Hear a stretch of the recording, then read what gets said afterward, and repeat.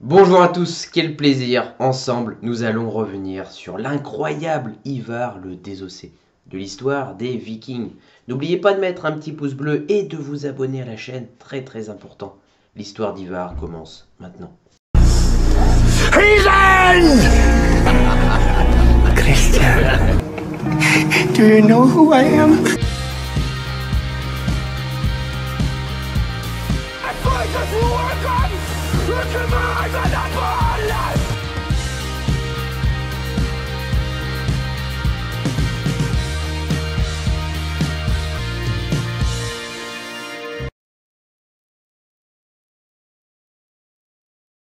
Interprété par le talentueux Alex Hogg Andersen, Ivar le Désossé.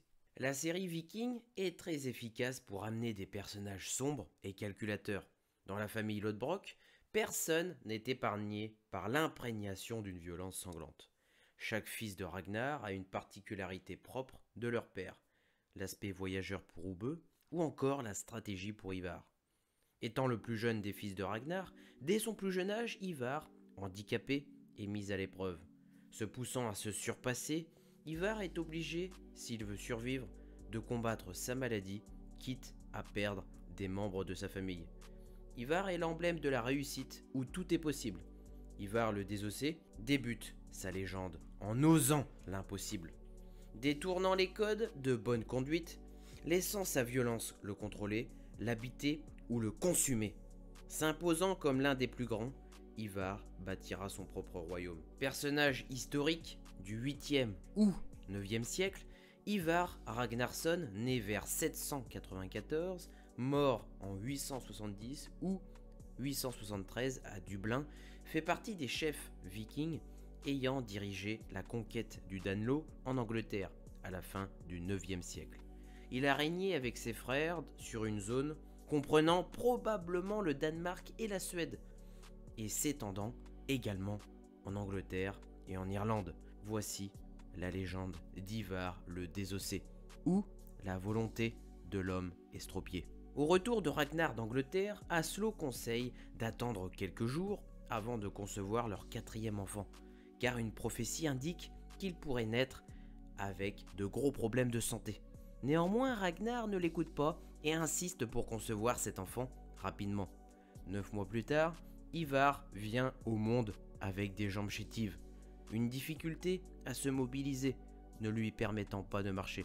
Ragnar et Aslo craignent de voir leur fils souffrir de sa maladie. Ragnar et Siggy suggèrent de mettre fin à ses souffrances en le tuant.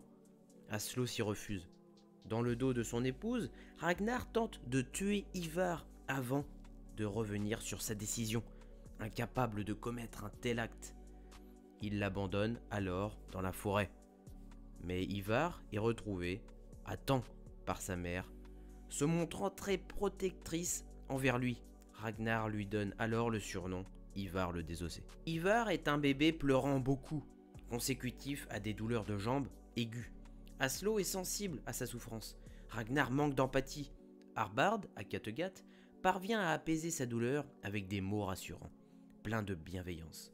Avant de quitter Kattegat, Harbard explique à Aslo avoir pris en lui une partie de la souffrance du bébé. Ragnar tente de faire participer Ivar à la célébration de Yule, en le poussant à accrocher le gui, mais Ivar refuse. Lorsque Ragnar se montre insistant, Aslo intervient et arrache Ivar des bras de son époux et lui explique sèchement que Ivar n'est pas comme lui, étant plus sous sa responsabilité. Ragnar conteste et affirme aimer Ivar tout autant qu'elle. Aslo demande à Floki de prendre Ivar sous son aile, lui apprenant à devenir un vrai viking. Floki et Ivar nouent un lien particulier perdurant dans le temps. Ils sont comme père et fils de substitution. Ivar regarde des enfants de son âge jouer au ballon dans l'enceinte de Kattegat. Ivar, voulant jouer avec eux, Floki tire Ivar sur une charrette, les enfants ignorant Ivar malgré les supplications de ce dernier de jouer. Ivar finit par arracher des mains le jeu d'un autre garçon. Il entre dans une colère noire, attrape une hache dans la charrette et l'enfonce dans le crâne du petit garçon sous les yeux stupéfaits et choqués d'Aslo et Floki.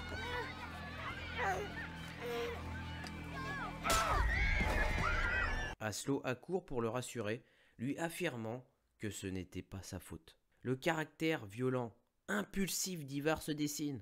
Il est souvent triste de se voir avec son handicap, et sa colère, sa tristesse se manifeste par la violence.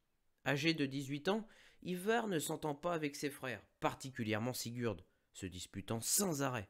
Il est obligé de ramper pour se déplacer.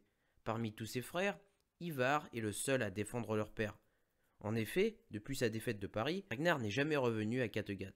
Selon Ivar, être un grand guerrier viking de renom passe avant le reste. Une jeune esclave, du nom de Margaret, attire son attention. Comprenant que ses frères couchent avec Margaret, Ivar est jaloux. Il fait part de son envie de coucher avec Margaret, foudrage à l'idée de ne pouvoir satisfaire une femme. Ivar tente d'étrangler Margaret avec une corde, afin qu'elle ne répète à personne son incapacité à avoir des rapports sexuels. La jeune esclave réussit à trouver les mots pour le rassurer. Ivar tente de jouer avec Margaret, mais ses frères se moquent ouvertement de lui, car ils savent qu'il n'a pas pu coucher avec elle.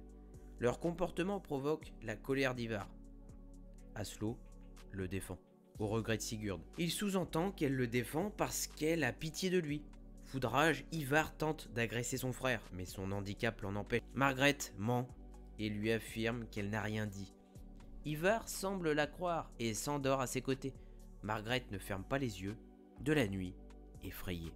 Ragnar propose à son fils de l'accompagner en Angleterre pour vaincre le roi Egbert.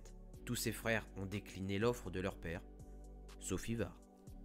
Aslo refuse de voir son fils partir en guerre avec Ragnar.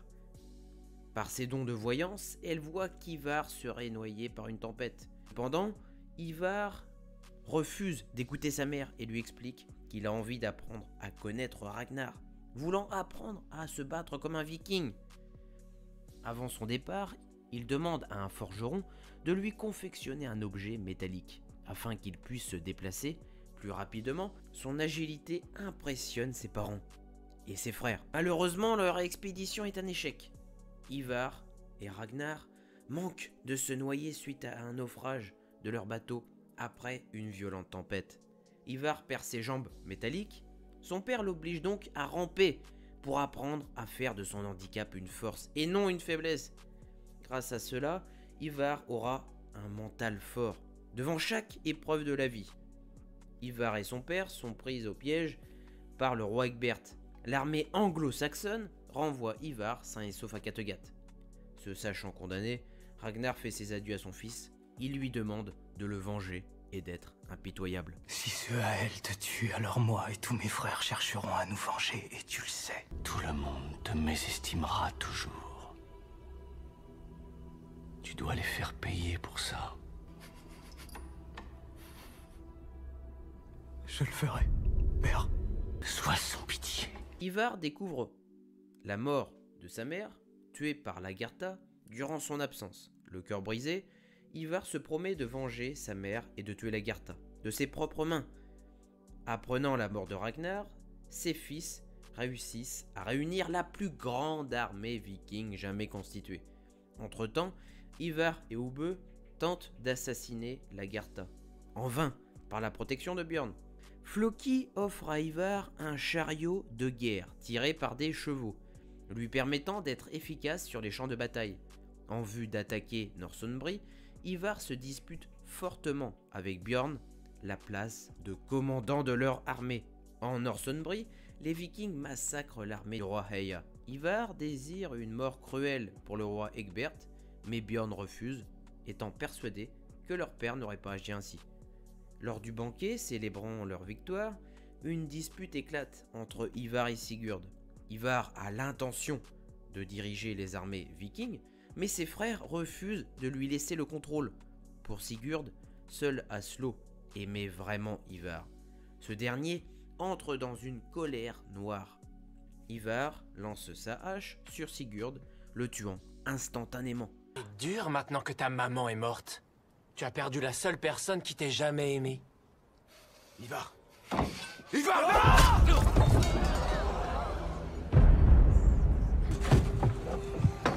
Ses frères choqués, Ivar le premier regrette son geste. Durant la cérémonie de Sigurd, ses frères ne pensent pas Ivar sincère sur ses remords. Ivar supplie Floki de rester, mais ce dernier a pris la décision de partir. Ivar a le cœur brisé et fond en larmes dans ses bras. Il le vit comme un abandon. Désormais, Ivar, Ubbe et Hvitserk sont à la tête de la grande armée. Ivar et Ubbe se disputent régulièrement car ils ont deux manières bien distinctes de régner. Ubbe aimerait faire la paix avec les anglo-saxons, Ivar est déterminé à venger la mort de leur père. Il réussit à convaincre ses frères d'envahir York. Le jour de l'ascension, la violence extrême d'Ivar est mise en avant. Il torture, puis tue le prêtre avec un grand sourire. Durant la bataille de York, une esclave du nom de Freydis est amenée à lui. Ivar lui explique qu'ils auront besoin d'un sacrifice avant de lui demander si elle serait prête à donner sa vie pour lui. Freydis montre un dévouement absolu. Ivar lui demande alors de se déshabiller et de l'embrasser. Elle lui explique que sa difformité le positionne favori des dieux. Ivar est troublé. Il lui annonce qu'elle est désormais une femme libre et plus esclave. Freydis, surprise, repart. Ivar recrute des gardes du corps, se faisant tatouer un serpent géant dans le dos. Méprisant ses frères, il se sert de son handicap pour leur montrer son aptitude à marcher. Selon les ordres d'Ivar, une guerre sévit entre la Grande Armée et les Anglo-Saxons. Ivar rejette la proposition de paix d'Ubbe. Amusé de l'humiliation subie par ses frères, tentant de négocier la paix, Ivar devient officiellement le chef de la Grande Armée. Ubbe et Hvitserk s'apprêtent à retourner à Kattegat. Au moment d'embarquer, Hvitserk change de camp et décide finalement de rester avec Ivar. Les Vikings affrontent l'armée de Haemund à York. Ivar décide de l'épargner, observant un grand guerrier. Il fait de lui son prisonnier. Haemund accepte de se battre pour Ivar et son armée. Déterminé à venger sa mère, comme il se l'était promis, Ivar s'allie avec Harald pour déclarer la guerre à Lagartha. En échange de cette alliance, il devra à sa mort léguer le trône de Kattegat à Harald, devenant le premier roi de la Norvège unifiée. Lagartha, voulant empêcher cette guerre, propose une trêve, mais Ivar se sent trahi par Ubbe, le voyant à ses côtés. Ivar décide de renier ses frères, Ubbe et Björn. Une violente guerre éclate entre l'armée d'Ivar et celle de Lagartha. Stratège et déterminé à gagner, Ivar réussit à rallier l'armée de son oncle Rollo. L'accord avec Rollo étant d'épargner la vie de ses frères, en échange de son armée. L'armée d'Ivar remporte la victoire. Ivar, désormais roi de Kattegat, savoure pleinement sa victoire. Mais pour lui, ce n'est pas fini. Lagartha n'est pas morte. Sa relation avec son frère Hvitserk se fragilise. Ivar, tombant amoureux de Freydis, lui demande si elle est mariée. Lui répondant par la négative, à ses yeux, Ivar est un grand homme. Il annonce aux habitants de Kattegat son intention d'épouser Freydis et de faire d'elle une reine. Ivar explique son inaptitude à avoir des rapports sexuels. Freydis lui promet de mettre au monde son enfant, malgré tout. Selon elle, Ivar est un dieu. Freydis trahit Ivar en couchant avec l'un de ses esclaves. Elle tombera enceinte et fera croire à Ivar sa paternité. Ivar envoie ses hommes tuer Margaret dans le dos de son frère Hvitserk. Ivar, alimenté par les promesses de Freydis, se déclare être un dieu. Il tue un sosie de Lagartha et s'auto-proclame un dieu descendant de Hæsir. Il se fait donc appeler le dieu Ivar par son peuple. Ivar perd le contrôle, devenant tyrannique. Il n'hésite pas à brûler vif tous ses opposants, y compris Thora, la nouvelle petite amie de Hvitserk. Ivar rend visite au voyant, lui demandant de confirmer sa divinité. Ne se pliant pas à sa volonté, Ivar l'assassine, puis fait incinérer secrètement son corps.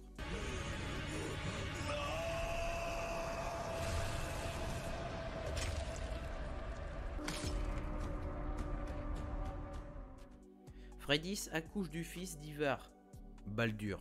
Ivar réalise que l'enfant est né avec une difformité. Ayant le cœur brisé, il l'abandonne dans la forêt, comme l'avait fait son père. Baldur se fera dévorer par les renards. Il comprend qu'il va devoir affronter tous ses frères, voulant sa chute. Les armées combinées d'Olaf et Harald attaquent les murs de Kattegat depuis 2 directions.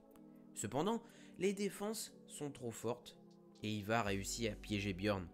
Pendant qu'Ivar célèbre sa victoire, Freydis se glisse dans le camp de Björn, leur dévoilant l'existence d'une porte secrète. Freydis révèle sa trahison et Ivar l'étrangle à mort avant de la déposer délicatement sur le lit conjugal, près de la dépouille de leur fils.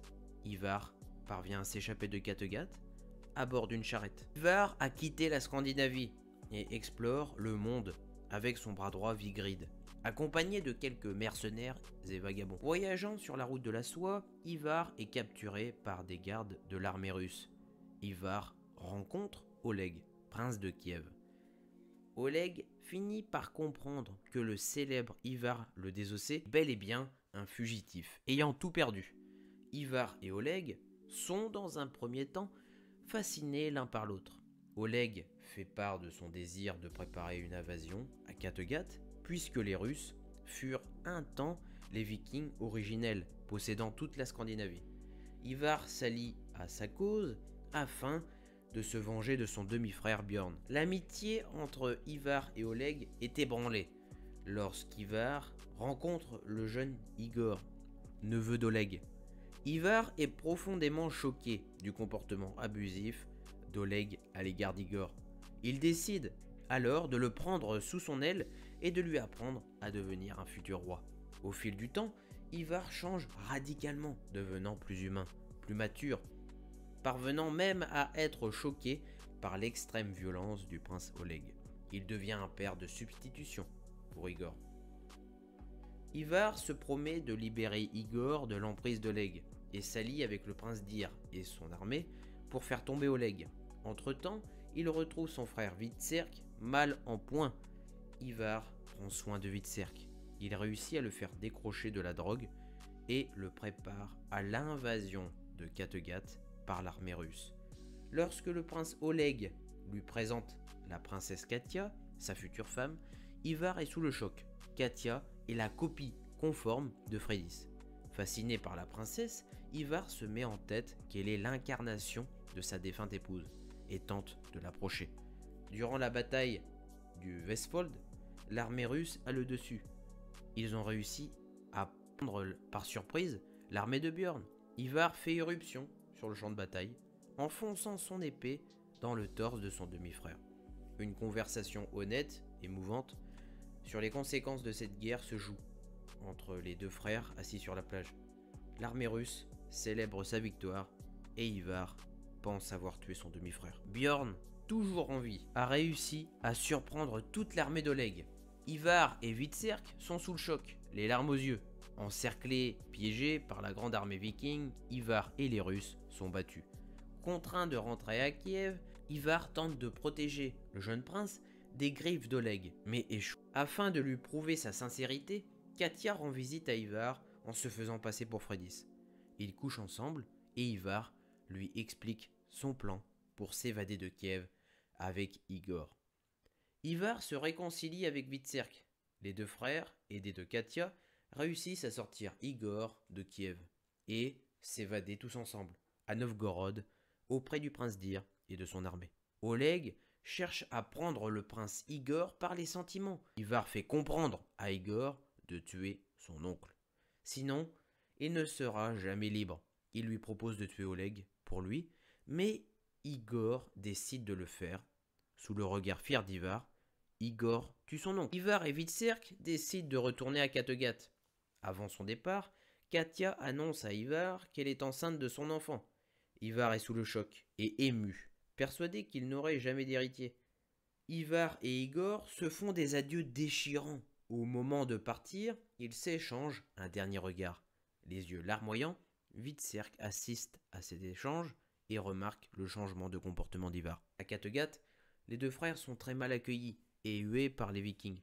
Harald accepte d'héberger les deux frères à Kattegat. Alfred, lui ayant appris à jouer aux échecs, Ivar réussit à convaincre son frère et Harald de mener l'ultime bataille contre l'armée anglo-saxonne. Come with me and conquer King Alfred! Come with me and conquer England and all of its riches. Reclaim your birthright, be like the gods, and reach for Valhalla! Durant la bataille, en Angleterre, Harald est tué. Suite à cela, Ivar lève un drapeau blanc et propose à Alfred de faire la paix.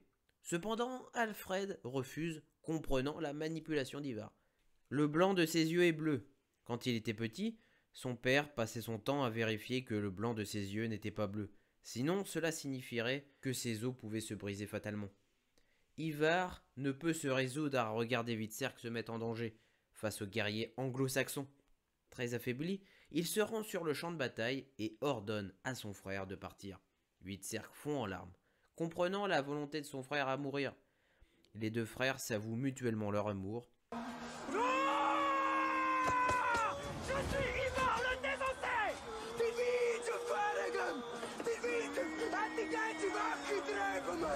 Zoals we zwakken blijven die rijden! En de wegbenemen en de Ivar provoque les guerriers anglo-saxons sous le regard choqué d'Alfred. Dans la bataille, il coordonne ses gestes en même temps que ses guerriers. Un jeune homme, hésitant et terrifié, poignarde à de multiples reprises Ivar. Les os de ses jambes se brisent. Il tombe au sol et pleure dans les bras de Hvitserk, lui révélant sa peur de mourir. Ivar s'éteint dans les bras de son frère. Suite à la mort d'Ivar, Alfred propose à Hvitserk de signer un accord de paix entre les deux armées. Hvitserk accepte à la condition d'organiser une belle cérémonie d'adieu. Grand guerrier Ivar de l'histoire des Vikings norvégiens, il créera sa propre légende, celle d'un homme malade condamné à prouver sa valeur au monde entier, voulant laisser une trace durable dans le futur. Ivar dirigera ses troupes vikings, désireux d'atteindre le Valhalla. Ivar n'hésitera pas à combattre ses frères, déclarant la guerre au monde entier, après la mort de sa mère Aslo, sa protectrice, sa confidente. Il sera longtemps hanté à l'idée de vouloir tuer Lagertha, voulant lui infliger une fin atroce. Ivar a un fort caractère, violent, débordant de haine, vivant avec un mal profond. Il tuera de nombreuses personnes, passant par la mort d'un enfant, de son frère Sigurd au devin. Ivar n'aura de cesse de vouloir avoir une maîtrise de son destin, de ses actions, voulant être reconnu malgré sa différence sur le cours de sa vie. Courageux, revanchard, sa plus grande peur reste la mort. Le désossé, détruit physiquement au niveau osseux, reste lucide, sain d'esprit, clairvoyant, composé d'un fort raisonnement intérieur, laissant paraître un véritable stratège. Ivar marchera sur les pas de son père, entamant son dernier voyage avec Ragnar, son géniteur l'élevant au statut de conquérant. Souvent seul et incompris, son fidèle ami Floki saura lui redonner le sourire et lui donna par exemple un char, le rendant autonome et incontrôlable. Se prenant pour un dieu, Ivar pourra compter sur Hvitserk pour l'appuyer sur des moments complexes. Alex Hogg Andersen, dans son arc en Russie, réussit à apporter à son personnage un aspect plus humain et affectif, en laissant paraître l'amour de ses émotions envers le jeune Igor. Appréciable à regarder, son grand amour reste Freydis. Incapable d'engendrer, Ivar accomplira l'impossible avec Katia en Russie, l'alter ego de Freydis. En saison 5, Ivar montre un être dépourvu d'émotions, laissant seulement sa bestialité prendre le contrôle, nous offrant l'une des plus grandes batailles de la série. Portant un masque, Ivar mettra du temps à s'aimer, aimer les autres et à devenir un être meilleur, bienveillant et humain. Entamant son dernier voyage en Angleterre, Ivar, accompagné d'Harald et Hvitserk, tentera une ultime fois de briller au combat, quitte à laisser sa vie. La mort inattendue d'Ivar reste une profonde tristesse chez les fans de la série Viking, notamment par la manière dont il meurt, se laissant poignarder. Ivar, par ses dernières minutes, n'aura plus la force de se battre, terrassé par sa maladie. Choisissant sa mort, Ivar prouve au monde entier qu'un humain, banal ou exceptionnel, peut réussir s'il a la volonté. Ivar donne de l'espoir aux personnes singulières. Combattant et viking, Ivar reste encore aujourd'hui d'actualité. Ivar le Désossé demeure une légende née.